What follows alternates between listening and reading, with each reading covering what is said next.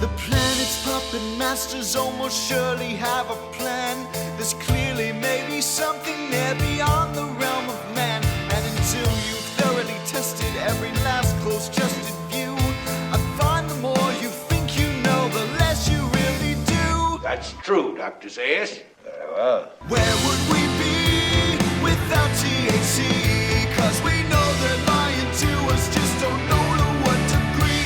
Yeah, where would we be without THC?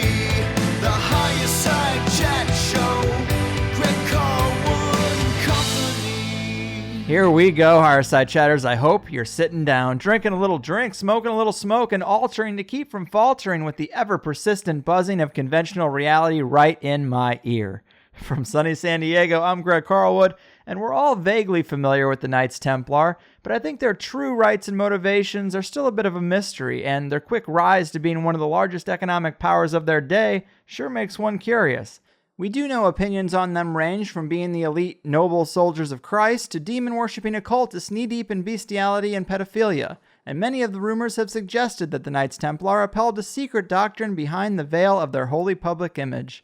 Well, we've heard of the proverbial deal with the devil, and we're no stranger to the idea of initiatory orders using magic to acquire wealth and power. But where does this all come from? What are the beliefs and worshipped entities that are linked to this behavior? Are we looking at just another dense mythology or a true source of dark power? How far can we trace it? Kabbalistic mystery schools, Hermetic wisdom, Gnostic teachings, it can get confusing, but here to give us a roadmap to realization once again is Tracy Twyman. Tracy's been writing about the esoteric side of history and current events for over 20 years, dealing with topics like secret societies, ancient myths, demonology, ceremonial magic, divination, alchemy, mind control, mystic royal bloodlines, and the hidden history of money, just to name a few. Last time she was on THC, we talked mainly about her book Clock Shavings, which details her personal journey into direct contact with the entity known as Baphomet. And he's definitely coming up again today as we talk about her newest book, Baphomet, the Temple Mystery Unveiled. Tracy Twyman, welcome back to THC. Thank you so much, Greg. I'm really glad to be on this program again. It was the most responded to podcast that I did last year when I did all those interviews for Clock Shavings. So I'm really happy to be on again.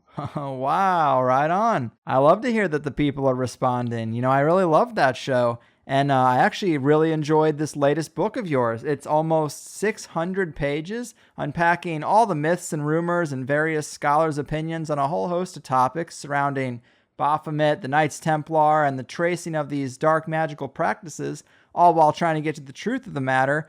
But it's definitely helped clarify some of this stuff for me. And I guess to get the ball rolling here, let's lay a good base. Introduce the people to the Knights Templar as you understand them. What do you think they need to know? Well, the only thing you really need to know, that they were a crusading order that was founded by or chartered by the Catholic Church, founded by several noblemen from Europe and a friend of theirs, Saint Bernard of Clairvaux. And their purpose, allegedly in the beginning, was to protect pilgrims on the route to the Holy Land. And they were given this property to use as their headquarters that was actually on the Temple Mount there in Jerusalem. So that's how they got their name, which was words translating to the poor knights of the Temple of Solomon. And what ended up happening with this group, they were widely respected at the time. They existed from about, I would say, the late 11th century to the early 14th century. And most of that time, they were very widely respected as a military fighting force, for one. Mm-hmm. And they also branched out into other areas of business, basically, especially after the crusading career sort of died down. And they began to return to Europe and take properties there and were running businesses out of their properties. These properties, these areas, they were given these areas called preceptories. They were allowed to basically run their own sovereign space there, basically. They were considered to be only beholden to the Pope. So other princes and kings, emperors who, had temporal power in the places where they were at, they didn't actually have any power over the Templars themselves. They were sort of their own sovereign entity. Gotcha. And so they were able to use that leverage, basically, that advantage that they had, I think, in business. So it's widely reported that they basically started the first checking system. Right. And the first international banking system. And this really connects to this idea of them protecting the pilgrims on the route to the Holy Land, because one of the problems with pilgrimages was that, people would be susceptible to theft and vandals and people attacking them along the route. So what made that a little bit safer is if people didn't have to carry so much gold and silver bullion with them. Mm-hmm. Instead, they were able to make a deposit at these banks that were run at Templar preceptories, and they would be given this chit. That's what it was called. It was a check, essentially. It was written with coded numbers or symbols on it that represented that person's account. How much was in it and who they were. So they could go to the next preceptory along the route to the Holy Land as they progress along their journey. And they might stop there and stay the night, so it was basically acting as a hotel. But they could present their chit there, and they would be able to pay for all of the accommodations that they needed there. And that amount would just be deducted from their account. And it would all be squared away at the end when they're done with their journey. They can go back to the preceptory where they started the account and cash out any money they had left in there. Mm-hmm. So it's that essentially is the first international banking and checking system. And, as far as we know, it's something they invented. And this is really what contributed to their great rise of power of this organization. And what ended up happening by the time they fell, basically, by the time they were disbanded, which was the early 14th century, they had become so powerful that the kings in Europe were actually afraid of them. A lot of them owed them money, including King of France. And they were sort of considered lawless. You couldn't do anything to rein them in. And rightfully, I think these powerful potentates in Europe were afraid of them. Mm-hmm. And at the time, the King of France also had a great deal of influence over the papacy. And in fact, at this exact time that I'm describing, the king, who was Philip IV, had actually persuaded them to move their headquarters from Rome to Avignon, France. And it remained there for some time. So the kings of France had been pushing the popes around for quite a few years. And, since he was concerned about the Templars, and one of the bones of contention also was that Philip had actually tried to join the order and been rebuffed. Oh, no. And so he was upset about all these things. They were rumored to just have vast amounts of wealth. And in fact, a lot of rumors were flying around this time. People were wondering how they became so wealthy. And we can understand now that banking is probably the most lucrative enterprise anyone could be involved in, because you can actually create money out of nothing and greatly increase the amount of wealth that you had when you started. Right. So that's understood by us now, but back then I think it was a new concept and people didn't really understand it. And people thought something mysterious was going on here. They're wondering, how these people got to be so powerful so quickly. And so some of the rumors that were flying around back then were that they had made a pact with the devil and they were doing satanic rituals essentially in their secret initiation rites. Mm-hmm. And Philip heard some of these rumors and he sent spies to confirm the rumors. And apparently they did confirm those rumors. So then he used this as evidence basically to get the Pope involved in colluding with him to prosecute these people. Mm-hmm. And actually had them arrested. A lot of them ended up getting burnt at the stake. Some of them, I would say the vast majority of them didn't. They just received some form of penance and then they were absorbed into other orders. Mm-hmm. Like the Nazis. Yeah. Anyway, this whole episode in history has been really mythologized ever since. And it's really kind of confusing what to even make of it. I mean, you've got, on the one hand, up until recently, the church hasn't looked back with regret on this incident. There's several popes actually have spoken about the Templars and confirmed this idea that they were heretics and blasphemers and involved in devil worship, and also that they were conspiring to take over the world. Mm-hmm. The classic global conspiracy theory. Well, I guess this is the origin of that.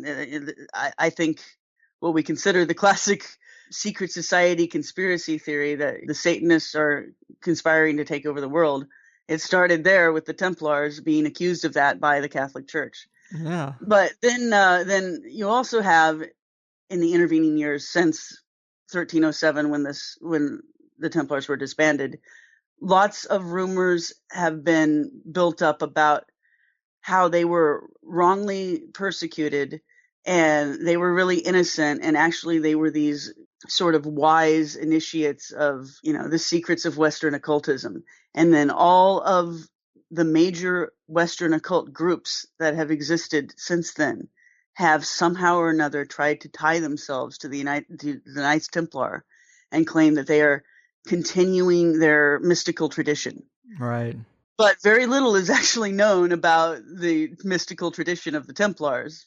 You got to wonder where these groups are getting their information, where they claim that they're somehow continuing what the Templars did. They're certainly assuming that whatever the Templars were doing was somehow positive, and that it reflects well on them. And I'm speaking, of course, of the Freemasons, which are explicitly tied with the Templars, and many of the Masonic rites actually involve pretending you're a Knights Templar, going back to that era and exploring the foundations of Solomon's Temple and things like that. And there's even a degree in the York Rite of Freemasonry that's called that, the Knights Templar degree. So there's definitely a connection between these two things. Masonic literature written by Masonic scholars, such as Morals and Dogma by Albert Pike, goes into a great deal of speculation and theory about what the Templars were involved in. Does definitely seem to be tying in the rites of Freemasonry with the Templar tradition, whatever that was, and then several other groups like the OTO and the Rosicrucians also claim a connection. Right, and that is a great summary of their story. And I guess when they were being tortured, it was Baphomet who they apparently gave credit to for their wealth and power. But the thing is that a lot of people, like you say, there is a weird perception of the Templars where it seems like in recent years people are looking at it with rose-colored glasses, like they were noble guys. I mean, maybe Dan Brown's books have something to do with that. But I guess when I've had guests talk about the Templars and this idea that they were involved in dark rituals, they always say, oh, the rumors of human sacrifice and bestiality, those are just rumors and things they confess to under torture, which, that's a fair argument. But are there any other indications that we can get that this wasn't just an admittance under duress of torture? I mean, I guess the spies corroborating the story would be one thing. Is there anything else that leads us to believe this is truth rather than just something they said to stop the burning? Well, first of all, I neglected to actually describe the Baphomet connection. Yes, Baphomet is the name of a severed head that the confessing Templars described under torture, yes, where they said that they were worshiping, this was the name of their idol that they were worshiping, Baphomet. They described it as a severed head or a skull. They said it sometimes had two faces, that it was really terrible to behold. And the descriptions give the indication that there was probably one actual original Baphomet head that might have been at their grand headquarters, and then all the other preceptories would have their own version of it. So there were probably several different Baphomet heads, but one major head that all the other ones were basically copies of. So anyway, this is a very consistent confession from several of them. So I think it's interesting. One of the things about the confessions is just how detailed they are, and then the details matching up, from person to person. So you figure they're not making this stuff up, or it seems that way to me. Yeah, that's a good point. But the other thing is that not all of the confessions were made under torture, and this is something that I actually sort of pulled together here in the last few months as we were doing the final edits on the book. I was sort of forced by my co-author, Alex Rivera, to look at this subject that I had kind of glossed over for the last several years. I've known about it, but not really read about it in detail. And it's this thing called the Chinon parchment. And what this is, it was allegedly discovered in 2001 by an archivist basically working for the Vatican in their secret archives. She says that her name's Barbara Frail. She just sort of came across this thing and that had been misfiled for 700 years. Convenient. And so anyway, and then they sat on it for many years. I think they finally came out with, I think it was 2007 when they finally put out a book about it. It took a long time for them to, announce this, and they did so in the form of a book, which they wanted to promote. They actually announced the book on the anniversary of this Templar arrests. Wow. And it was very peculiar because it was a limited edition book.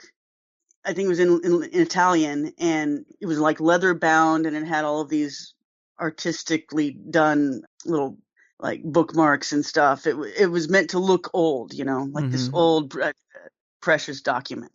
And the retail price cost $9,000. There was only a few of them made. Damn. Right? So it's a little bit odd because, okay, like I said, first they sat on this information for years, and then they put it out in this limited edition book that obviously almost nobody has and can read. Mm-hmm. And what happened was the press reported about the discovery of this document, apparently without actually reading very much about it at all. That's what I found when I started going through all the articles, is that it seemed like they were just sort of regurgitating a press release. But since I guess most of at least the English language press that I was reading, I guess most of the people who wrote those articles probably didn't read Italian, so maybe they hadn't read what Barbara Frail actually wrote. Right. So here's how it got reported, was that the Vatican had just discovered this exculpatory document that shows that the Pope actually had his own investigation, and his own cardinals interrogated the same Templars who had confessed to the Inquisition in France. And his discovery was that he also had them confess several of the same things, apparently not under torture, according to the document. So the way it was reported is that the Pope's investigation revealed that they were innocent, and then they were absolved and essentially apologized to, and that somehow after that everything went wrong anyway, and they ended up getting burnt at the stake anyway by the French. Basically it was the Vatican kind of washing its hands of this and acting like, well, we didn't do anything wrong. We tried to help. And we didn't do anything wrong totally, because they're also absolving themselves of the guilt of having chartered a Satan worshiping organization to represent them in the Holy Land. Mm-hmm. Because what had been believed up until then was that the church had created this group, allowed them to have total power, and then let them go unchecked as they devolved into a Satan worshiping cult that tried to take over the world. So here they are, saying, well, none of that was true in the first place. The thing is that it's not actually what it says, but that is the way that it's being spun. And it just took me forever to try to figure this out. I wrote to my friends, I wrote to Alex, the co-author, and some of the other people that have been helping me do the research on this book, just telling them, look at this information. Does it really look like what is in the Chinon parchment matches with what is being said in these articles? And they all agreed with me. No, it doesn't match. So it's I just kept questioning myself. How could I be right about this and all these other people be wrong? But what it is basically this. When Barbara Frail says that the Pope absolved them, well, he was just doing what priests do. They take a confession and then they come up with some kind of punishment, usually involving, prayers and penance and things like that. Yeah. Then they give you absolution. Then they give you forgiveness from Jesus, So that's what was happening. It was in no way saying that these knights weren't guilty of what they had just confessed to. Mm-hmm. And what they did confess to the Pope's cardinals in this special investigation without torture was that, yes, they were spitting on the cross, which is one of the things they, were accused of and confessed previously to. Mm-hmm. That during their initiation ceremony, you would have to spit on the cross and deny Christ. Okay. And so that in itself is a little bit weird. Okay, this is a Christian crusading organization. What the heck about that? And then the other thing that they confessed to was that they had a policy of homosexuality. And here's what that amounted to, according to their confessions, that initially you would take a vow of chastity. But even as you're taking this vow, you're being told that, well, if you're not capable of keeping this vow and you end up seeing some prostitutes, just make sure you don't tell the other knights about that, because that will discourage them from their own vow of chastity. This was how it started out. According to the confessions of these knights, they said in the beginning the vow of chastity was made, but they were also given this caveat about how to deal with it if they couldn't actually control themselves. Then later that evolved into an even different policy, which the person who's authored the policy confessed to right there to the cardinals. And I think that was Geoffrey de Charny. Anyway, he said that the policy evolved into this. You would be told that you absolutely must abstain from fraternizing with women. But if you find yourself unable to control your urges, you should seek relief with the other knights instead. And also, you would literally take a vow that if the other knights came to you needing their own needs met, that you should not refuse them. So you're literally taking, not only you start off renouncing Christ, but then you take a vow that you're going to have sex with the other guys if they want it. And so strangely, this is somehow wrapped up in piety and chastity, as though you're pure because you're not touching women, but you're literally being told something you might not even have thought of before. It might not even have occurred to you that you're supposed to have sex with these other guys. So, I mean, these are the things they confess to. And I'm just trying to think if I'm forgetting anything else that was actually mentioned in the Chinon Parchment. Those were the major things, homosexuality and what seems to be blasphemy confessed right out there. That it was not just something that happened occasionally, it was a policy.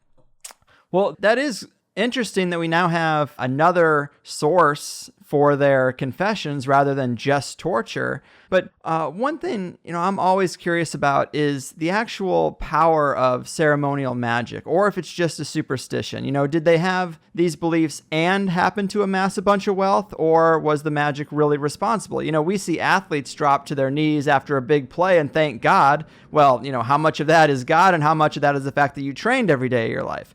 And I guess the question is, do we get any indications, or from the research you've done, have you seen anything that would suggest that the magic was real?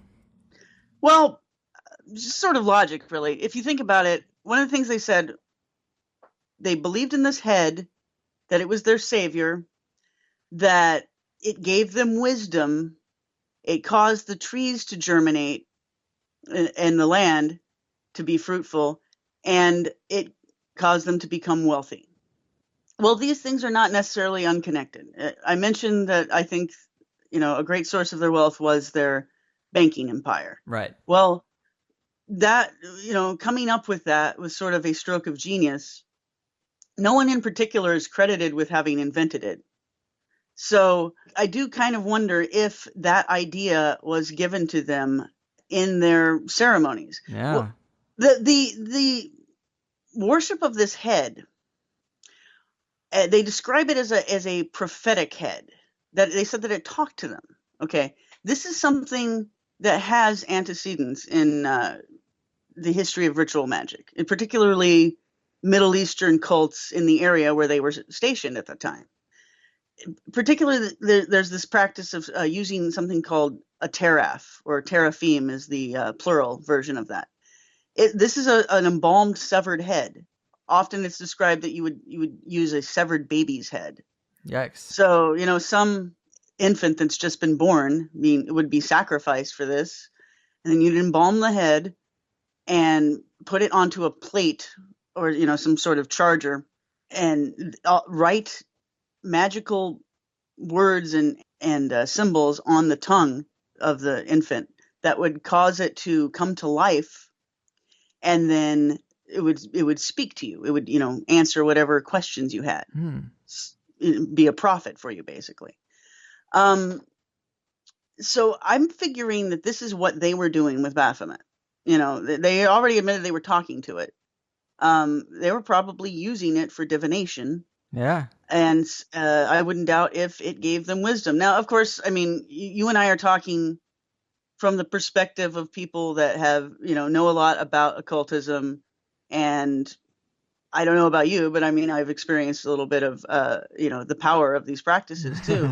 And as we discussed last time I was on. So, Yeah. I mean, you might not consider it a scientific statement here, but as I personally think it's quite possible that they talked to a spirit that gave them information about how to create a banking empire, how to leverage for their own advantage the fact that they had been given a charter that left them beholden to nobody but the Pope. Because it's basically that's the source of political entities today that are powerful.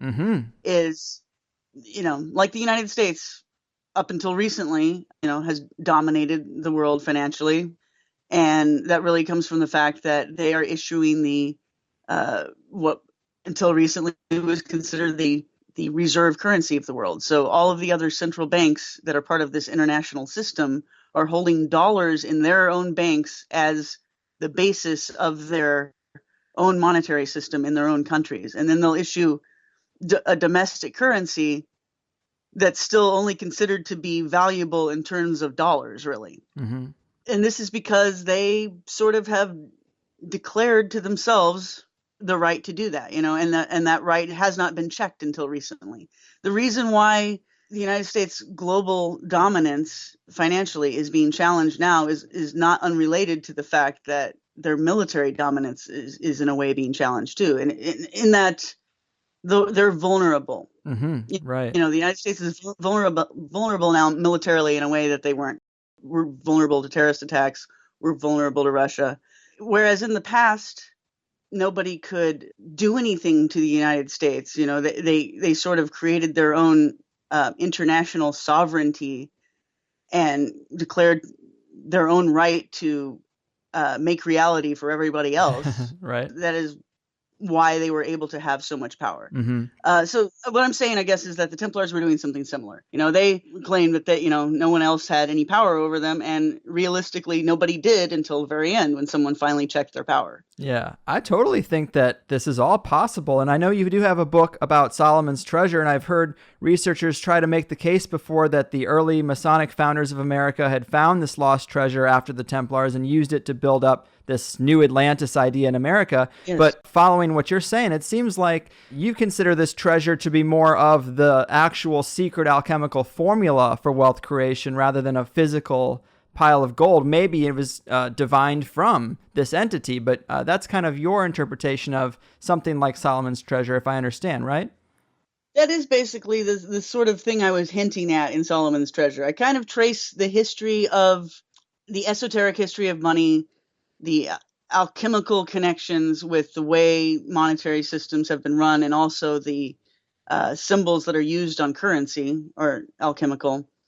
And yeah, as I was tracing the history of money, sort of highlighted the influence of the Templars and the influence of concepts that are basically connected to the same concept as Baphomet.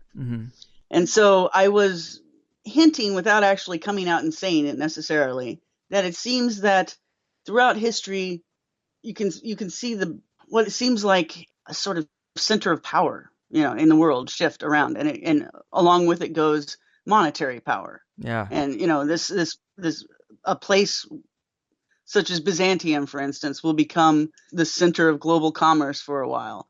And then as history moves along, it'll shift to some other place. And what it seemed to me like is that these shifts were happening from the Knights Templar onward in ways that indicated to me that these new places might be the new location of the Baphomet treasure, or the relic, the head itself might actually have been moved from place to place, and as it moved, it brought with it the power to create this wealth.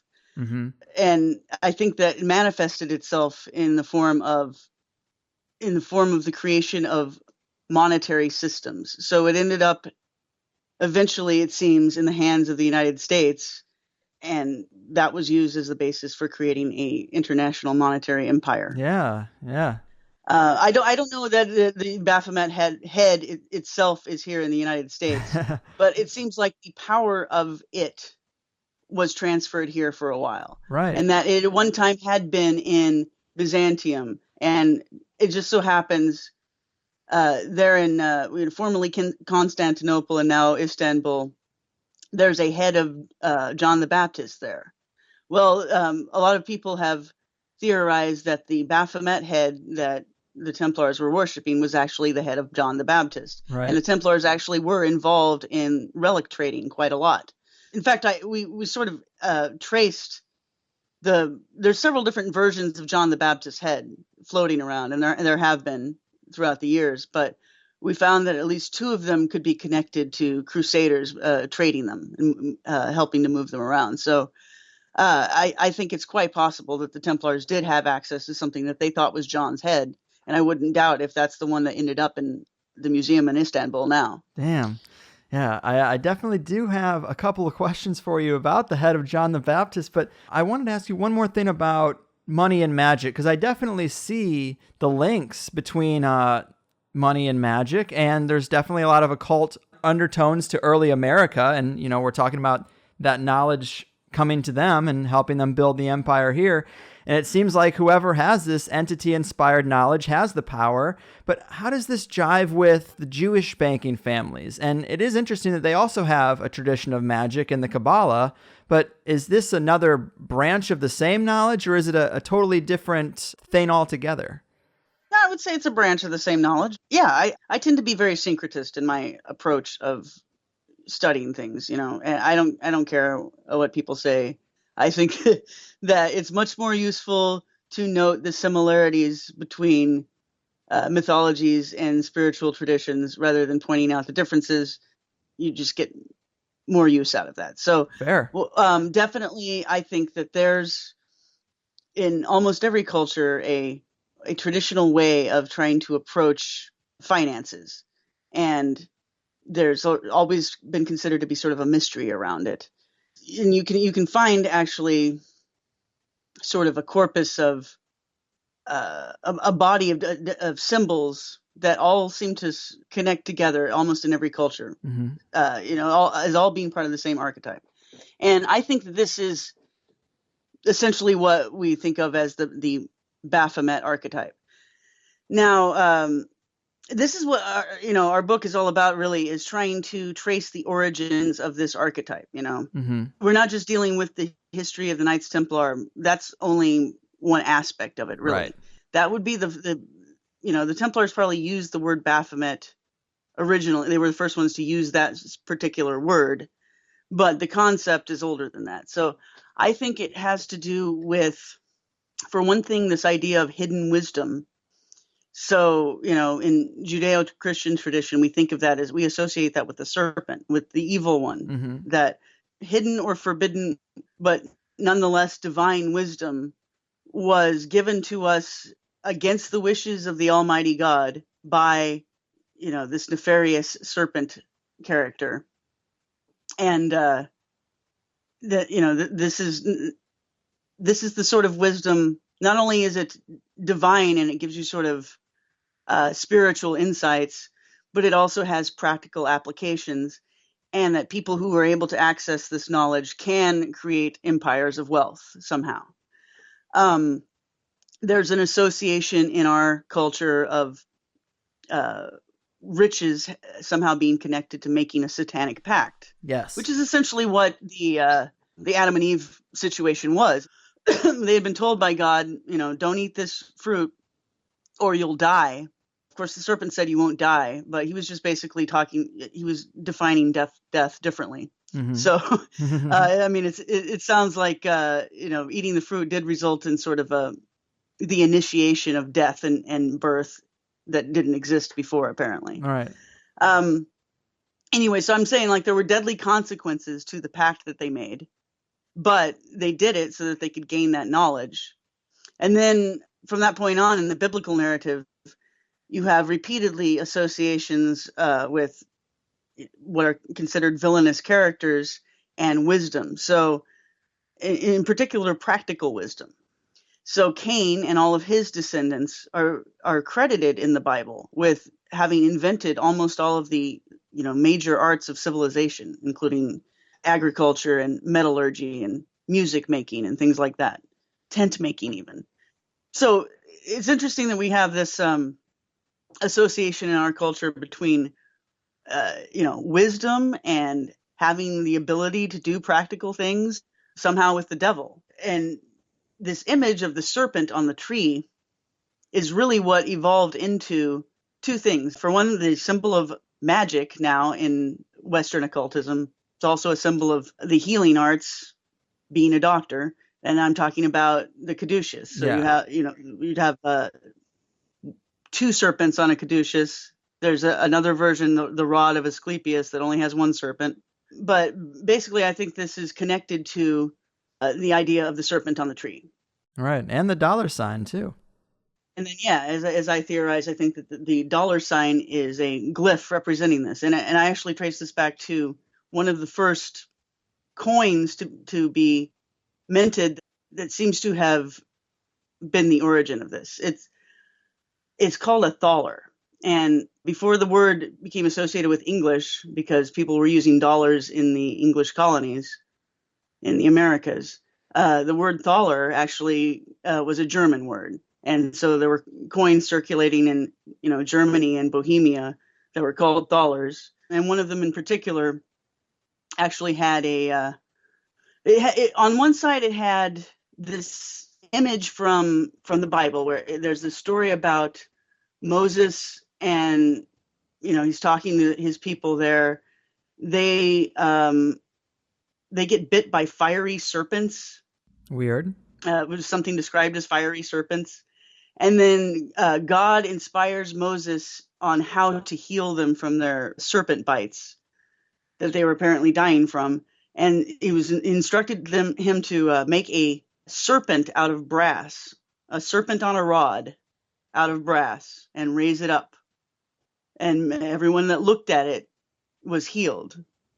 And then this actually gets referred to later in the New Testament. There's a sort of comparison, a symbolic comparison between Jesus on the cross and this brazen serpent. Nehushtan, that's the word I was trying to think of. The word for the brazen serpent on a staff being raised up and used in this manner to heal people. The word is called Nehushtan. So later in the Gospels, the crucified Jesus is compared to the Nehushtan.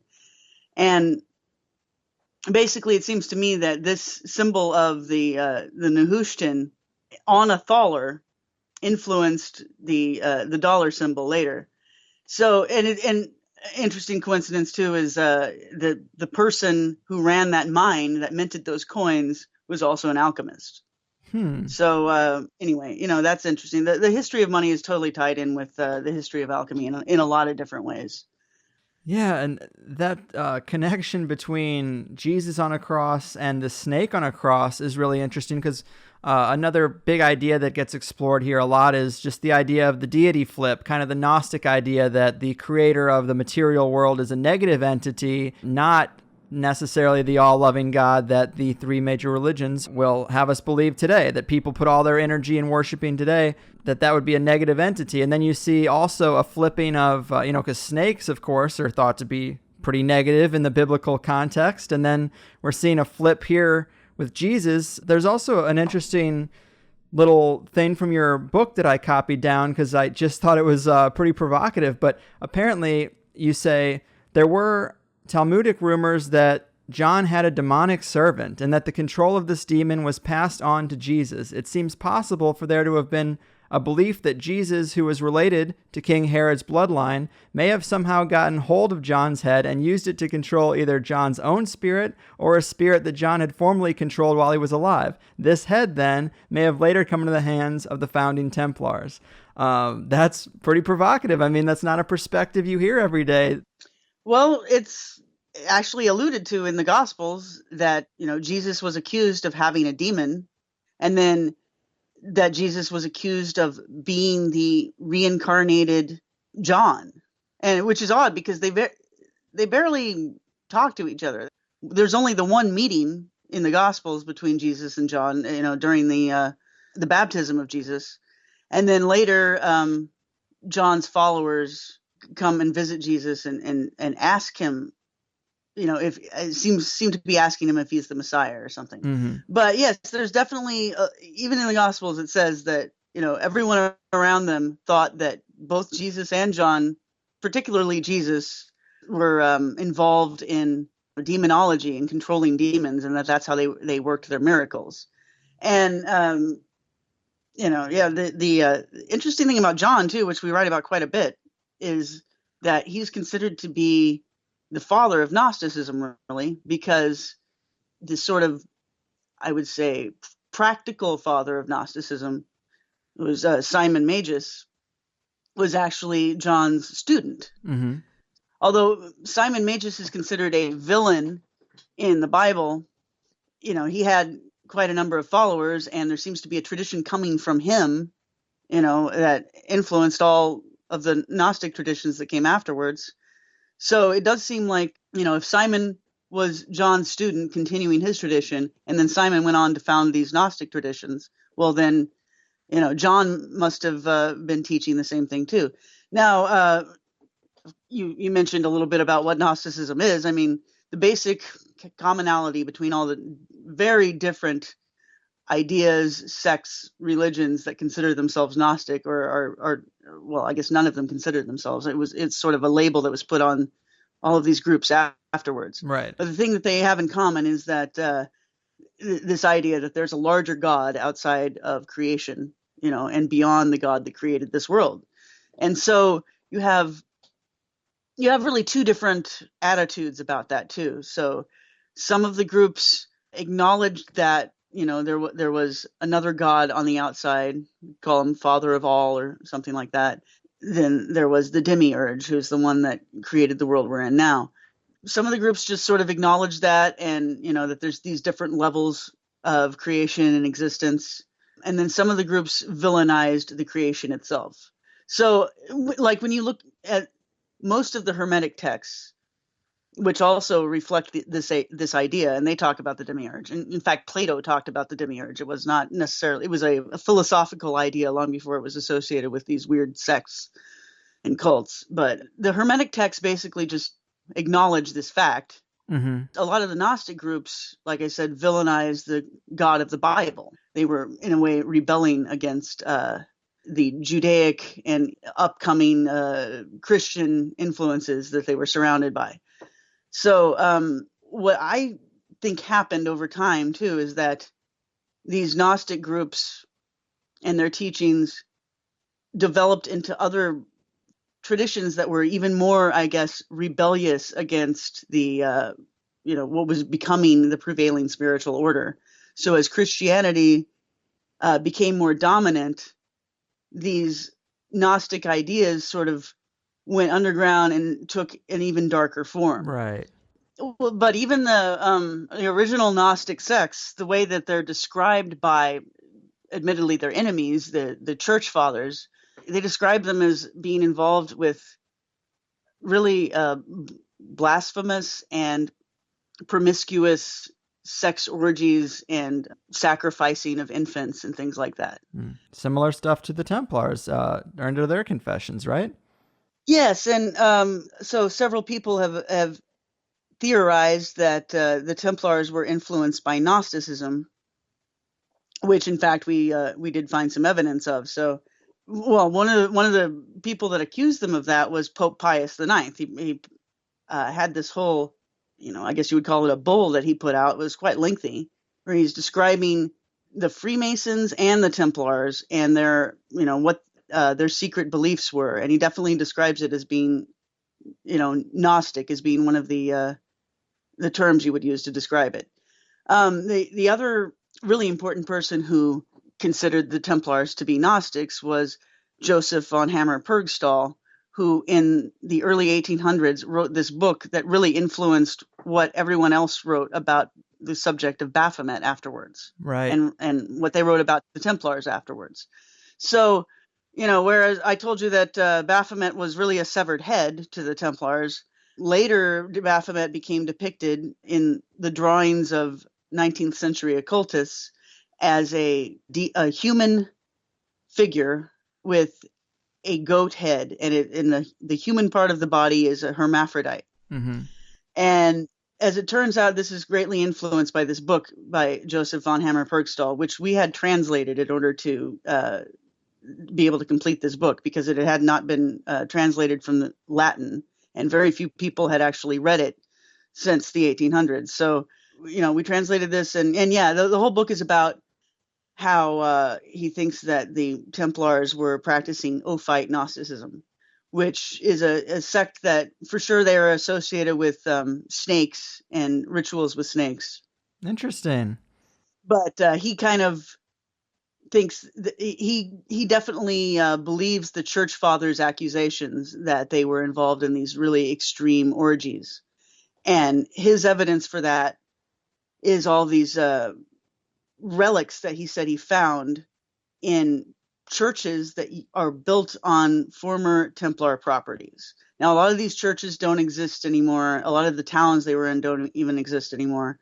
And people have been writing about this guy's book in a derogatory manner for quite a while, even though he was a very respected Orientalist during his time. And his works are even still considered textbooks to be referred to on other subjects, such as the Assassins. But this one that he wrote about the Templars has just always sort of been dismissed. Well, not necessarily during his time. It was very influential during his time, but I would say in the last 100 years or so, been written about in a very derogatory manner. But from what I can tell, the people writing about it just didn't read Latin and didn't actually read the text.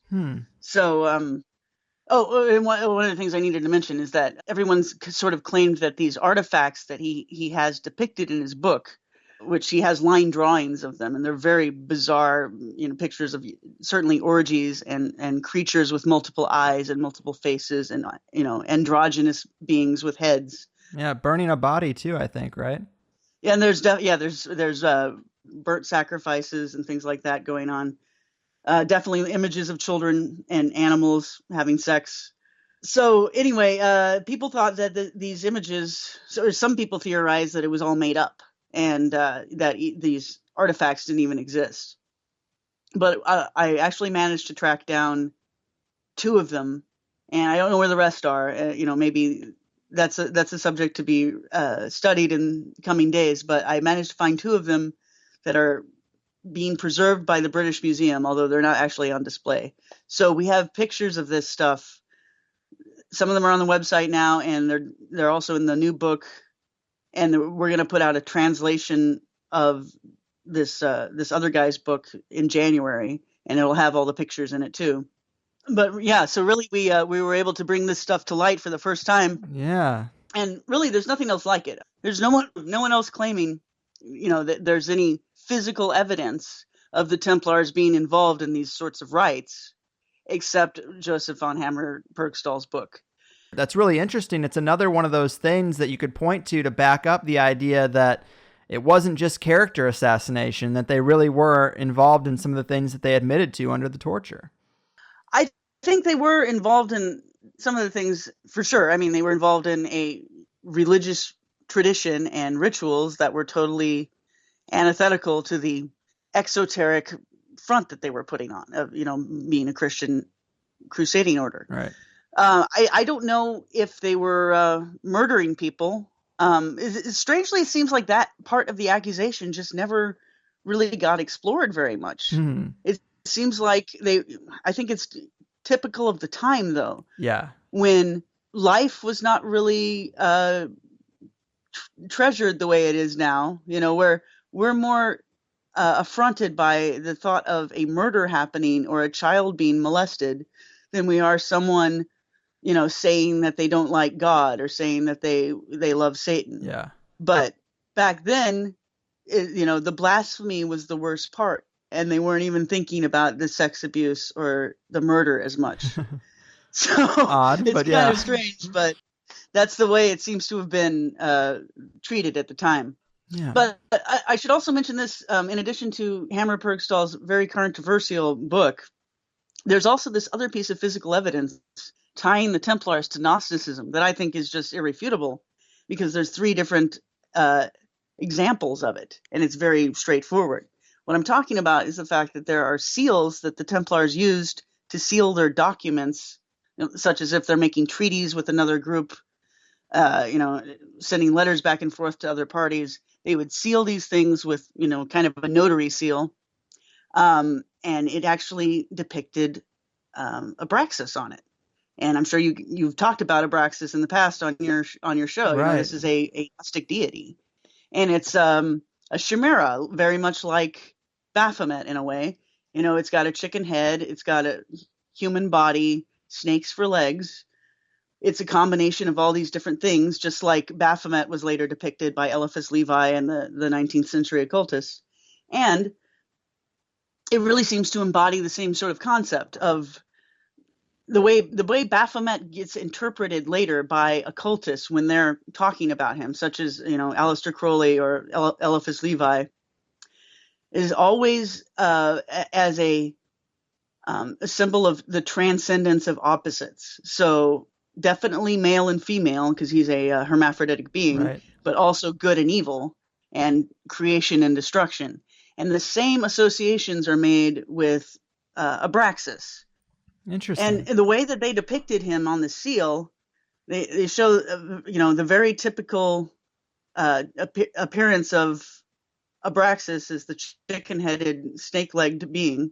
But then around it, it said in Latin, secret of the temple. So they're implying that the very heart of their order and the secret that unites them is somehow symbolized by Abraxas.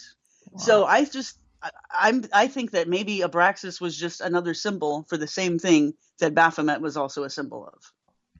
Wow. Yeah, I mean, it seems like the connections are there, and it is just so confusing, all the different names and symbols and how the cultures change. And, you do a great job of talking about not just what you think, but what all the different scholars have thought and all the different perspectives in the book. That's probably why it's 600 pages. But talk to us about, apparently with Baphomet, this the etymology, when you go back as far as you can, it seems to be the most accurate translation would be baptism of wisdom. Yeah, I think that's accurate. And that actually was provided largely by Joseph von Hammer-Purgstall. He wasn't the first to come up with it, because there have been some other scholars who had basically translated it in the same way. But he really popularized the idea and also just filled it out. He not only said that's what the word means, but in fact, it's a ritual, and this is what sort of ritual it was. And really speculated, but I think in a very educated way, about what they might have been thinking and what they might have been doing. And so what we came up with was that baptism of wisdom definitely seems to be a ritual and a concept associated not only with Gnostics, but Hermetists as well. And that, so that's the baptism of wisdom in a broader sense. And it may be that the Templars in particular had their own version of that may have taken on a very dark tone. So the meaning of baptism of wisdom historically probably goes back to this conversation that happens between Hermes and his son and student Tat in the Corpus Hermeticum in the fourth discourse, where he describes to his student that God, instead of giving wisdom to all men, he put it in a bowl, and then he let the bowl descend down to earth so that we would all fight over access to the bowl. And then whoever is not only able to gain access to the bowl, but then has the nerve to immerse himself in the bowl of wisdom, will be either disintegrated and destroyed by it, or will basically be reborn in perfect wisdom. And he says to Tat, immerse yourself in the wisdom if your heart has the strength. So it's definitely implied that this is something that can tear you apart if you're not ready for it. But so this is the sort of hidden divine wisdom we've been talking about here that in the Judeo-Christian tradition is, something you don't touch because it's scary. In the Hermetic tradition, it's like, yeah, it's dangerous, but if you're strong, you should do it. It'll bring you to your real self. Yeah. And then we think that it may have taken on a darker tone. As I was describing, Gnosticism became darker, really turned into something else that ultimately became, Satanism, really. And witch cults in Europe that had a particularly anti-Christian tone to them. All of this, I think, is influenced by the fact that, Christianity was becoming more, obviously dominant and pushing out all other belief systems. And so those belief systems had to go up underground. And then, the symbolism that they already had and were dealing with became fused with the Christian symbolism and, took on an antithetical tone to it. So, later you have Satanists, some of them operating within the Catholic Church itself, and actually, nuns and priests doing black masses, which are reversals of the Catholic Mass intended to, degrade the God of the Bible and exalt Satan. And really, this is all influenced by the fact that, Gnosticism took on this darker tone as it became, very specifically anti-Christian, I think.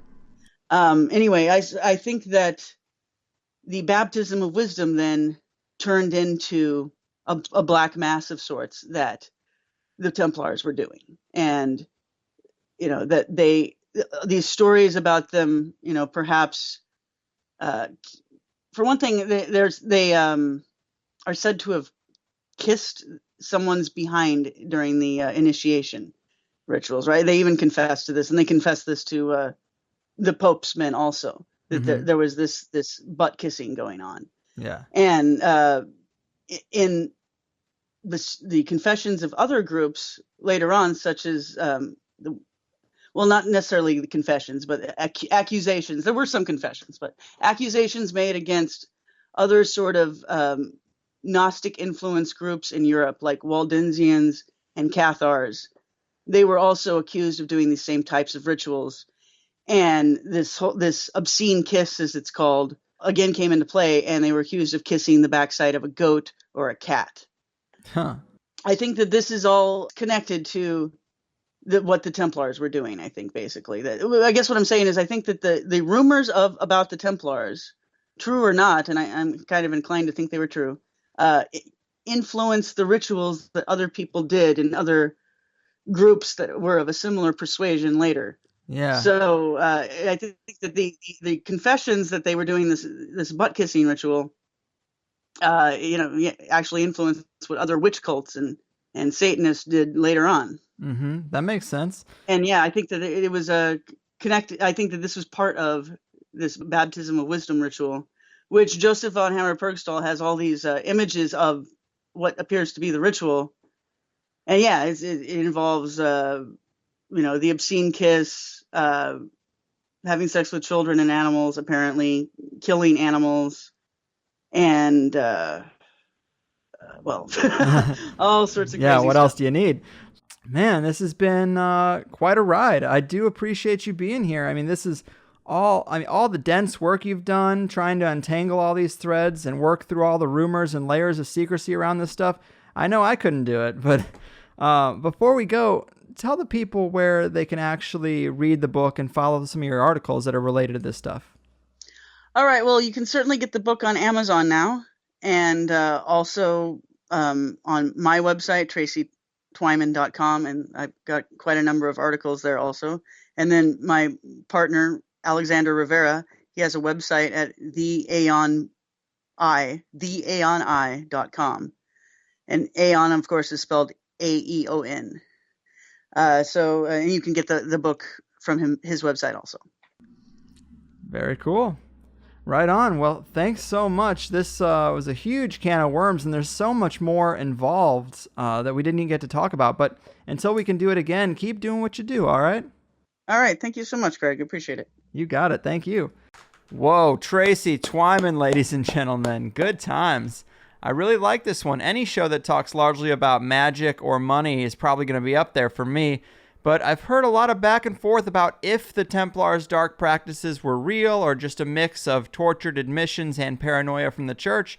But for me, there's enough here to say that I'm pretty confident these things aren't just rumors. And anyone who's not convinced, I definitely recommend her new book. It's a great resource if you want to learn more. It's very dense, 600 pages. That's not for a lack of evidence. And how cool was that Tracy said this was one of the biggest audience responses she got from a podcast appearance, right? Thank you for that, guys. That is a huge deal. It's very important. If you do think a guest is interesting, please reach out to them and say your Higher Side Chats appearance was great, because I've been able to get some great guests, but they won't come back unless they feel like it's been worth their time. So if you can bring it to their attention that you heard them here, that really helps my case, because I don't have publicists and marketers and people to make those cases for me. If you thought this was interesting, definitely reach out to Tracy again and tell her you appreciated her work and her time.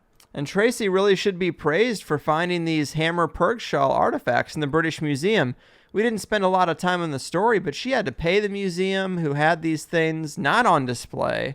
She had to pay them to take proper pictures, and then she reproduced them in the book. Forgeries are a possibility with these artifacts, but at some point you just got to decide for yourself. And I hope this show gave you some insights into a group of people that everyone loves to name drop without knowing a ton about. Another thing about those artifacts, there is an owl carved on one. Might be part of this ancient spider versus owl struggle, eh? Plus, that's the second British Museum reference just like 50 days after I was there myself. Maybe the universe is telling me I should have spent more time there. Also, another reference from my European trip is Abraxas. Of course, Professor Doom talked a lot about Abraxas, but it was also the name of one of the weed coffee shops in Amsterdam that we kept coming across. Although I went in about 40 of those places, and the other 39 didn't really tie into the show in any way, so maybe it's nothing. But a few of the Plus members had requested that I bring Tracy back on. She happened to just have gotten a new book out, so bada bing, bada boom. The stars aligned. I think it went good. Another bit of news, I was a guest on the Free Your Mind podcast yesterday. Check that out on my Facebook if you want to hear me on the other side of the mic. But we talked a little bit about the early days of THC and how I really had a whole different goal and a different vibe where I was going after comedians.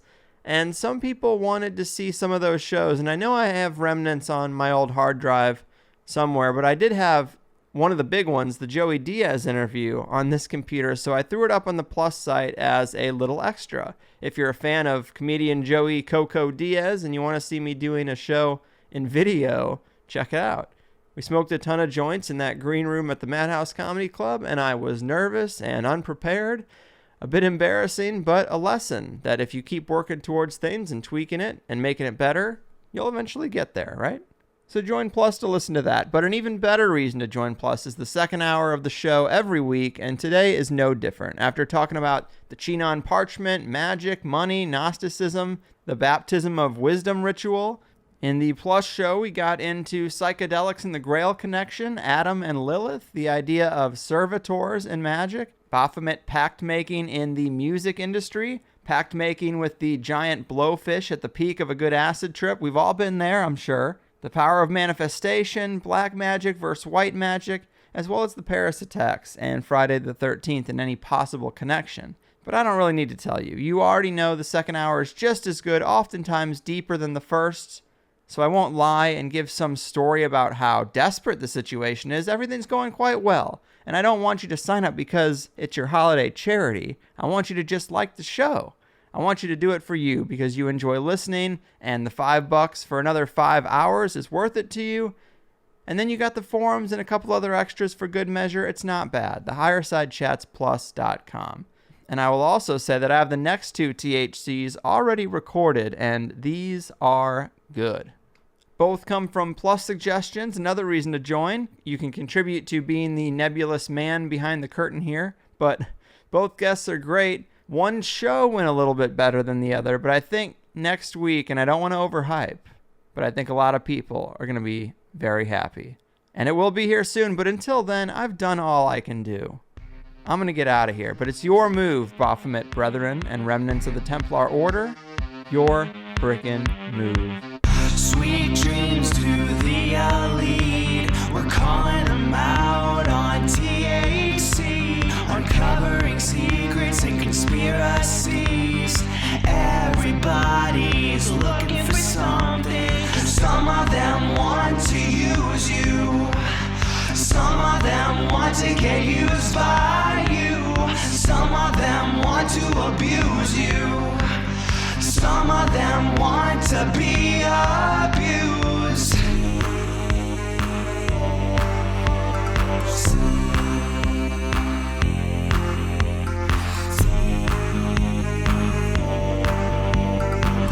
Sweet themes on THC.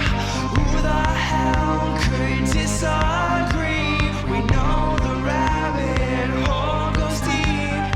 Everybody's digging for something. Some of them want to use you. Some of them want to get used by you. Some of them want to abuse you. Some of them want to be abused.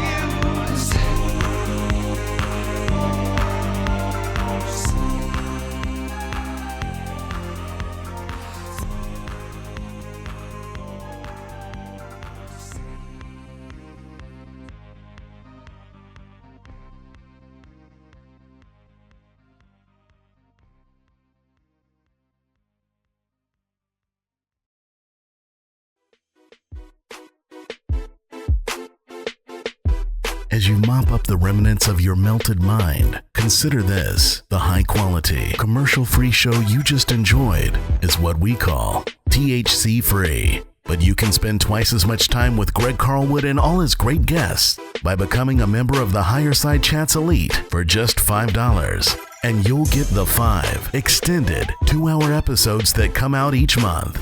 Because an honest, open-minded, and uncensored exploration into the fringe will never be brought to you by your corporate overlords, but rather must be funded by the loyal listeners willing to take that ride.